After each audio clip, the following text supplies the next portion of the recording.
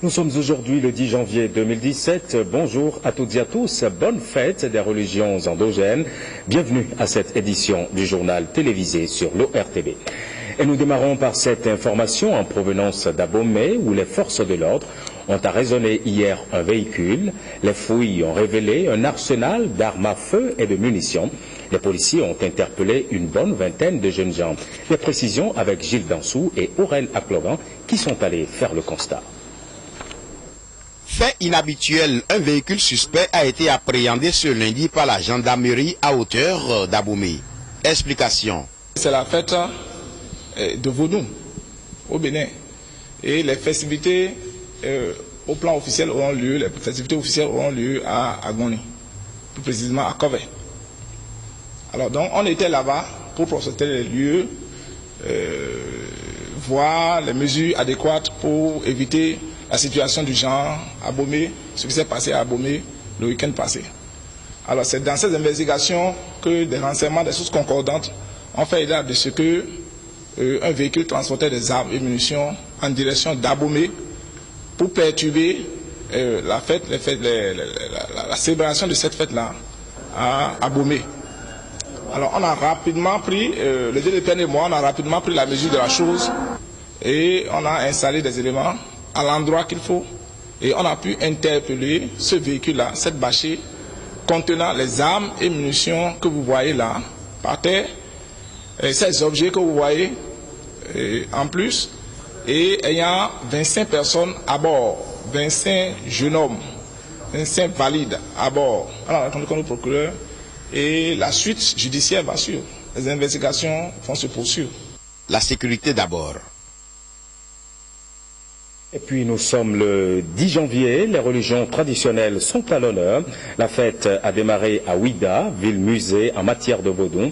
Les manifestations placées sous le parrainage du président Patrice Talon se déroulent à Djegbadji plage, première porte océane et balnéaire du golfe de Guinée, porte du non-retour. Les manifestations culturelles, elles, ont démarré depuis le dimanche 8 janvier dernier. Tout se déroule sous la conduite de son éminence Dagbokhunon Thomas Dlehoukmon, chef religieux du pouvoir exécutif vaudou. On y reviendra avec Jérôme Rongbo qui est encore sur place à Ouida. Et puis Alada a déjà pris ses marques depuis hier, venus de partout. Dignitaires et adeptes ont communié aux festivités. Le maître mot est revenu, c'est la tolérance religieuse. Martial Guidigan, Bruno Hotepo. C'est dans cette forêt sacrée pavoisée aux couleurs du dieu Revioso qu'ont démarré les festivités. 20e édition de la fête des religions endogènes à Alada, le signe de l'oracle consulté, Djogbe. Le top est ainsi donné pour le 10 janvier et comme chaque année, cette édition est une porte ouverte sur les couvents. Un seul message, la tolérance religieuse, rimée tradition et modernité. Toi mon frère, toi ma sœur, prends cette amulette, porte-la à la place de l'autre chose. Tu seras plus protégé. Prends ce que t'a légué ton ancêtre, laisse à l'autre ce que lui a légué son ancêtre. Et tu verras que vous serez égaux. Coexistence pacifique, tolérance religieuse demandée pour coller à l'actualité au Bénin. Les adeptes des princes, les gardiens du temple, les sacrificateurs et dignitaires veulent une Afrique forte et prospère basée sur le vaudou. Car le vaudou, c'est la paix. Le vaudou, c'est la cohabitation pacifique malgré la diversité. Le vaudou socle du royaume d'Alada, le moment était propice pour rappeler l'engagement du chef de l'État. Le vaudou, je l'ai dit tout à l'heure, enfant, c'est notre richesse. Et c'est pourquoi le chef de l'État, vous le savez désormais, peut, à travers son programme d'action, le révéler davantage au monde. Il reste maintenant que nous l'accompagnions. À l'occasion, c'est une pluie de bénédictions sur la nation.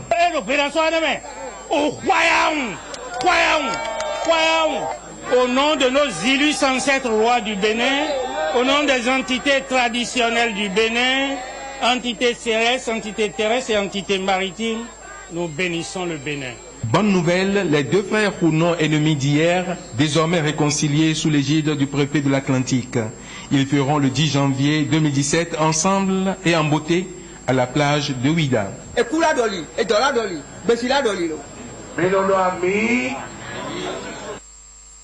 Et pour marquer la fête à l'Okossa, les adeptes s'y sont bien préparés. Ils n'ont rien laissé au hasard. C'est du moins le constat fait par l'équipe de l'antenne régionale de l'ORTB dans le Mono et le Koufo, une équipe conduite par Henri Vachilan et Évariste Zomaon. Ici, à Agonvert, en plein centre de l'Okossa, existe un couvent de Vodou.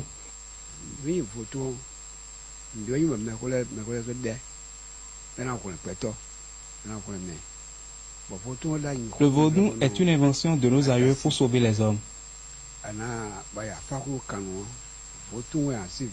Avant, c'est au vaudou qu'on confie la grossesse avec la promesse de lui donner l'enfant comme adepte.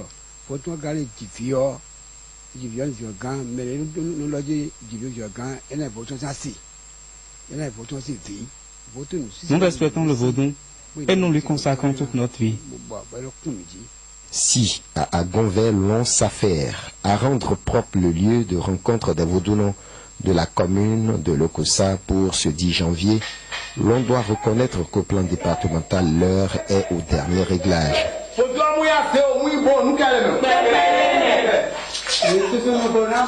Des vaudouvis répètent sous la responsabilité du Roulongan, Da Sarando, Sessou, Tossa Amandji.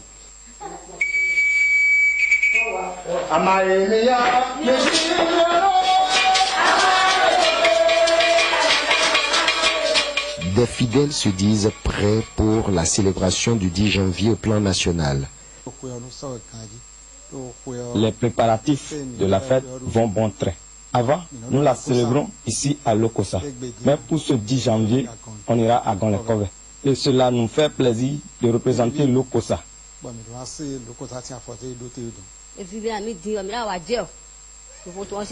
Nous sommes très contents et manifestons notre joie. Nous allons prier pour tout le pays pour qu'il y ait la paix.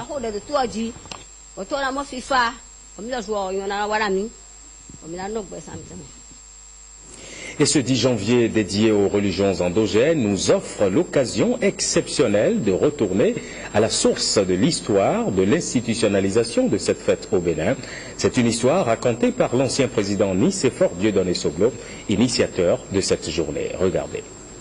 Toutes les constitutions de la République du Dahomey, puis du Bénin, de 1959 à nos jours, ont invariablement proclamé le caractère laïque de l'État. Or, jusqu'à la conférence des forces vives de la nation de février 90, le christianisme et l'islam ont plusieurs jours de fête. C'est donc une question d'équité que d'accorder aux religions endogènes, pratiquées par une large fraction de la population béninoise, ne serait-ce qu'un seul jour de fête. Les religions endogènes nées au Bénin, avant d'essaimer un peu partout dans le monde, retrouvent dès lors une nouvelle vie sur leur terre natale. Aujourd'hui, la célébration de la fête est devenue un rendez-vous incontournable pour le Béninois et en même temps un rendez-vous incontournable dans l'agenda touristique du Bénin. Aucun homme, il ne faut jamais l'oublier, ne peut avoir confiance en lui-même et se considérer comme un acteur de son histoire et du développement de son pays. C'est de ça qu'il s'agit. S'il ne se reconnaît pas dans sa culture, s'il n'est pas fier de son identité, tous les peuples du monde tiennent à leur culture, à leur tradition, à leur religion. Interdit dans les années 1970 sous le régime marxiste, le culte des religions traditionnelles est depuis 1993 une fête nationale. Depuis 1998, le 10 janvier est férié, chômé et payé sur toute l'étendue du territoire national. Le président Nicéphore Dieudonné Soglo salue d'ailleurs la cohabitation des religions. L'Afrique est le berceau de l'humanité, la source des origines, une terre d'accueil, de tolérance, de respect des différences. C'est ça notre marque de fabrique. Et le vaudou, faut-il le rappeler, est un ensemble de principes forts. Au-delà des réjouissances du 10 janvier, il faut en faire un levier de développement à partir du tourisme. C'est ce que proposent les deux invités de l'émission Dossier du dimanche de ce 8 janvier 2017. Je vous propose ici de suivre à nouveau quelques extraits de cette émission. La fête du 10 janvier me donne à moi de réfléchir sur mon passé, mon présent, mon avenir, ma présence au monde et ma prise de conscience dans ce monde face à l'ailleurs. Ouida reste un pôle d'attraction culturelle et touristique fort au Bénin, et je pense que le président Talon l'a perçu en tant d'ailleurs opérateur mais passionné du tourisme, hein. Il y était déjà lui aussi, et je crois que comme il a dit, il y a là une expression de politique publique de la part du gouvernement, donc de sa volonté claire de développer le secteur du tourisme aujourd'hui, ce qui n'a pas été forcément le cas dans le passé, et surtout que manifestement cette volonté est accompagnée de moyens, et j'espère qu'ils vont être déployés. Si nous savons saisir la chance que représente aujourd'hui le président Talon, sur ce plan-là, nous pourrions écrire en lettres d'or l'histoire du Vaudon et révéler au Vaudon ce qu'il est, révéler au monde ce qu'est le Vaudon réellement. Je vais simplement demander à chacun et à tous de cesser d'avoir honte de soi-même, d'assumer ce qu'on est, et pour ceux qui croient au Vaudon, de commencer par replacer le Vaudon dans son cadre. Il n'est pas un intermédiaire entre un Dieu quelconque et d'autres communautés quelque part. Il est le Dieu dans son panthéon à lui. Les autres dieux existent dans leur panthéon. Commençons par replacer les bons mots sur les bonnes entités, et nous allons véritablement démarrer avec le développement de ce pays. Autre volet de l'actualité, les médecins en formation pour leur spécialisation au CNHU Hubert Maga de Cotonou sont mécontents. En cause, la hausse des frais d'inscription et leurs conditions de travail. Reportage Awa Sherif et Mathieu Soken. Ces médecins en spécialité, loin des patients, expriment leur ras-le-bol. Ils fustigent leurs conditions de travail qu'ils qualifient de précaires. Nous nous sommes réunis pour dire non à l'esclavage. Pour dire simplement que quand vous rentrez dans l'espace CHU, les premières personnes qui vous prennent en charge en matière de soins de qualité, ce sont les médecins en formation de spécialité, ceci sous la supervision des professeurs. Mais comment ces médecins sont traités? Lorsque tu viens faire ta formation de spécialité, et tu es en première, deuxième année dans les espaces CHU, tu travailles tout le temps pour l'État, l'État ne te paie rien, ceci en complicité avec les directeurs des hôpitaux. Et la goutte d'eau qui a fait déborder le vase est l'augmentation des frais de scolarisation qui est passée de 251 000 francs CFA à 751 000. Ils demandent au gouvernement une amélioration de leurs conditions de travail pour mieux s'occuper de la santé des populations. Anselme Amoussou tient désormais le maillet à la tête de la Confédération des syndicats autonomes du Bénin. Il a été investi hier et porte désormais les pleins attributs de secrétaire général. La cérémonie de passation de charge s'est déroulée en présence des représentants des autres centrales syndicales. Edmond Ngbo, Rachida Toubiomama. Anselme Amoussou est désormais le patron de la Confédération des syndicats autonomes du Bénin, CSA Bénin en abrégé. L'enseignant de profession reçoit le témoin des mains de Dieudonné Lokossou, qui prend sa retraite syndicale après plus d'une décennie de lutte syndicale. L'homme, tout en saluant l'alternance, dit partir sans regret. Je vous quitte avec beaucoup de plaisir, avec le sentiment d'avoir fait quelque chose pour les travailleurs et pour la République. Donc je souhaite que mon départ à la tête de la CSA ne soit pas la mort de la Confédération. Elle n'est pas peut-être la meilleure, mais c'est un modèle de démocratie. Jusqu'ici deuxième secrétaire général de la CSA Bénin, Anselme Amoussou n'ignore point les défis qui l'attendent et entend bien les relever. Il nous est demandé de faire de notre organisation syndicale non pas le mur des lamentations et des vociférations, mais la maison des travailleurs, intransigeants certes dans la défense de leurs droits, mais aussi conscients de leurs devoirs de citoyens et d'employés, objectifs dans leurs revendications et dialogueurs crédibles et pertinents. Il nous est demandé de cesser de voir nos affiliés comme des électeurs potentiels qu'il faut ménager à tout prix, de peur de perdre leur suffrage dans le cadre des élections professionnelles, mais plutôt de les voir désormais comme des interlocuteurs responsables qui peuvent entendre et assumer la vérité des situations. Une page vient de se tourner à la CSA Bénin. Son nouveau secrétaire général en ouvrira bien d'autres. Il dispose d'un quinquennat pour faire ses preuves. Les premiers concours de recrutement dans la fonction publique de l'ère du nouveau départ se sont bien déroulés. À l'heure du bilan, les ministres tirent plusieurs leçons et révèlent que des facteurs ont milité en faveur de la réussite de l'organisation. La ministre de la fonction publique, entourée des directeurs de l'office du baccalauréat et celui des examens et concours, a donné une conférence de presse. C'était à la tour administrative à Cotonou. Rosemont Tchapé, Jérôme Rondon.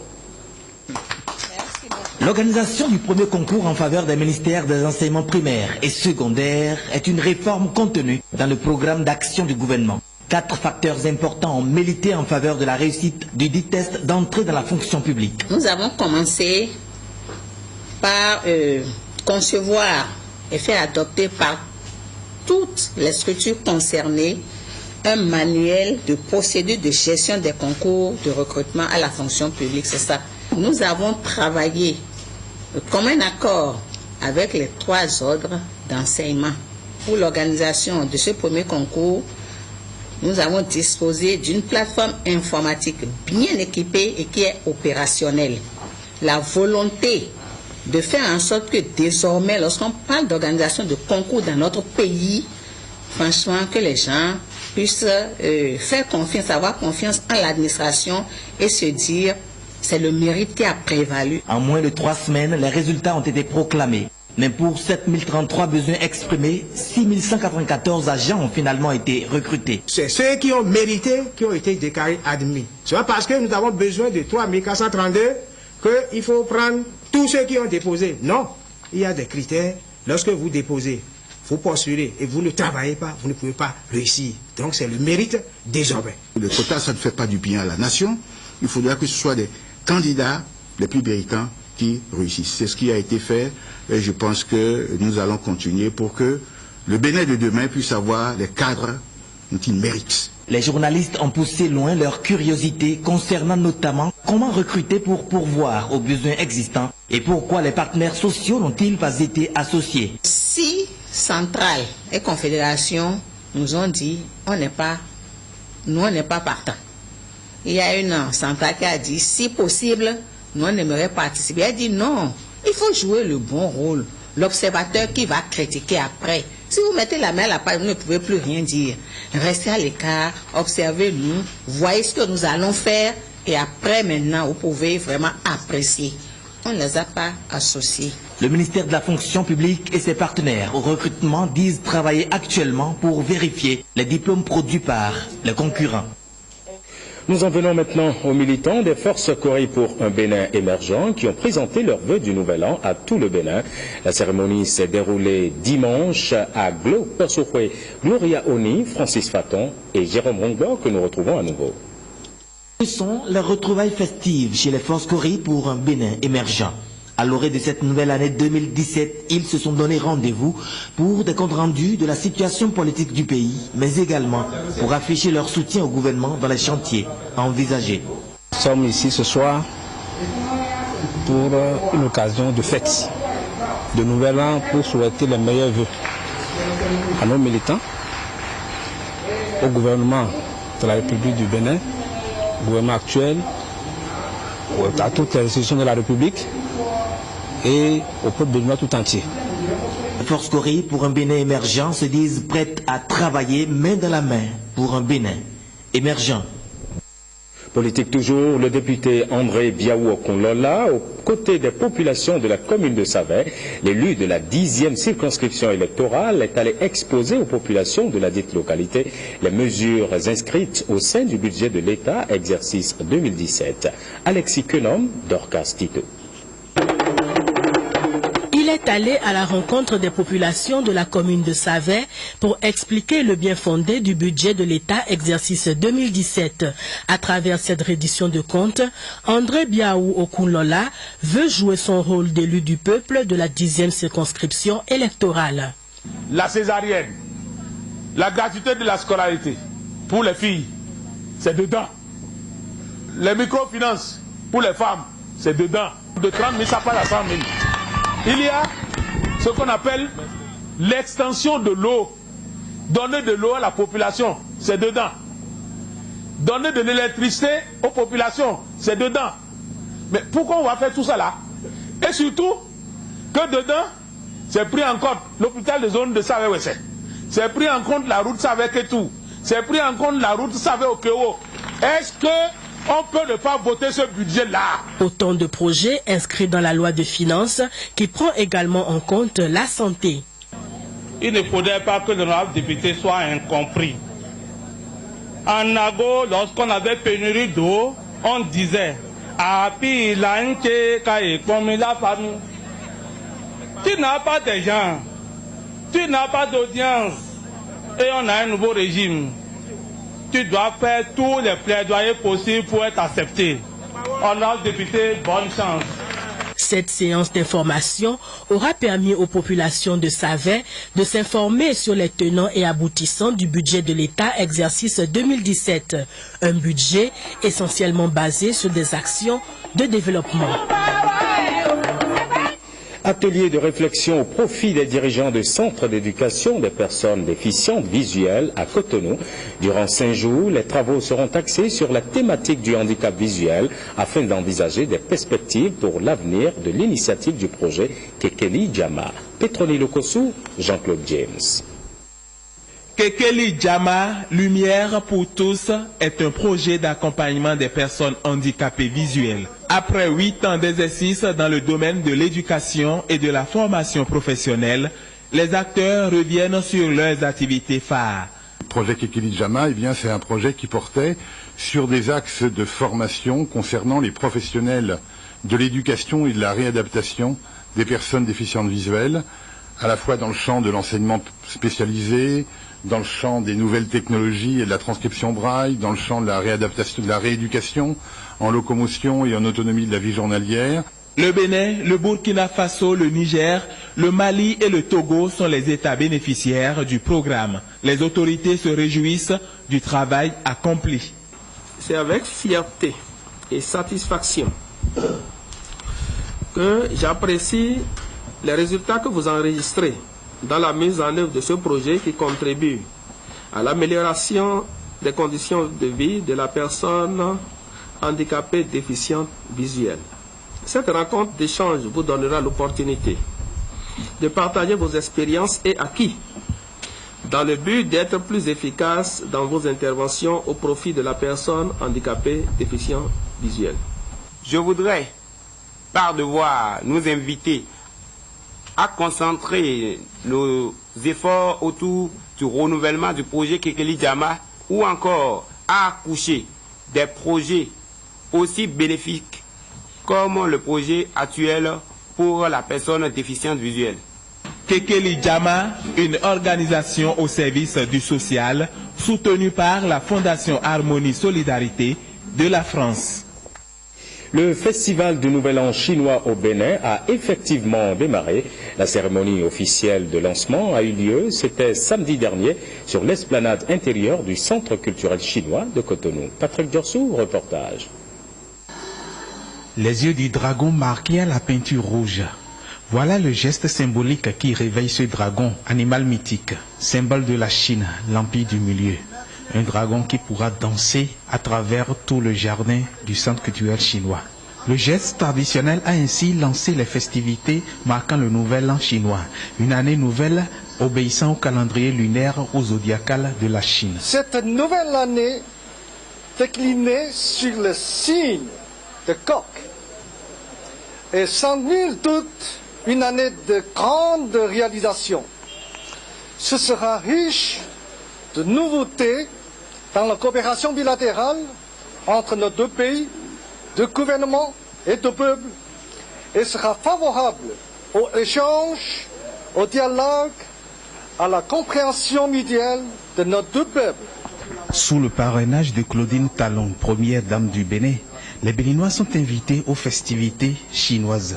La 8e édition du Festival du Nouvel An chinois, se voulant un creuset d'échanges, de dialogue et de brassage tant artistique, culturel que gastronomique, devrait faire école dans notre pays et permettre à tous nos acteurs de travailler davantage pour l'amélioration de nos diverses productions, seul gage de notre développement socio-culturel.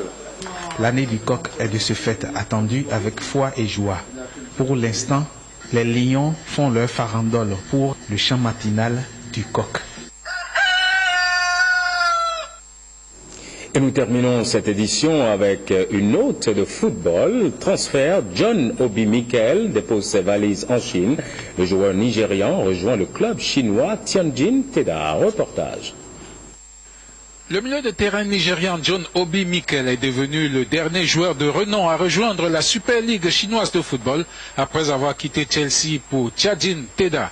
Mikel, qui n'a fait qu'une seule apparition cette saison depuis l'arrivée à Chelsea d'Antonio Conte, a passé la visite médicale.